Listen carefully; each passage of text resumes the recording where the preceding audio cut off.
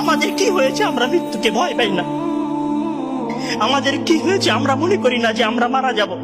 পৃথিবীর সর্বশ্রেষ্ঠ মানুষ, সর্বশ্রেষ্ঠ রাসূল দুনিয়া থেকে বিদায় নিলেন, তার সাহাবীদেরকে ছেড়ে তিনি দুনিয়া থেকে চলে গেলেন, ওপারের জগতে পাড়ি জমালেন।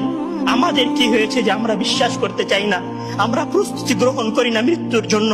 আমি আপনি কি মনে করি যে আমরা চিরদিন বেঁচে থাকবো? আমি আপনি কি মনে করি যে আমার গ্যারান্টি রয়েছে আমি সালাত আদায় করে আমার রুমে ফিরে যাব? বিশ্বাস করুন হে আমার ছাত্র ভাইয়েরা, অবশ্যই আমাকে আপনাকে একদিন মৃত্যুবরণ করতে হবে, আমাকে আপনাকে একদিন এই দুনিয়া ছেড়ে চলে যেতে হবে। সুতরাং মৃত্যুর জন্য প্রস্তুতি গ্রহণ করুন, সুতরাং মৃত্যুর জন্য প্রস্তুতি গ্রহণ করুন। সেই দিন আসার পূর্বে, যেই দিন মৃত্যু আপনার দরবারে উপস্থিত হবে এবং মহান আল্লাহ তাআলাকে আপনি বলবেন, হে আল্লাহ, আমাকে স্বল্প একটু সময় দিন, আমাকে স্বল্প একটু সময় দিন, আমি ফিরে যাই এবং কিছু নেক আমল করে আসি। কাল্লা ইন্না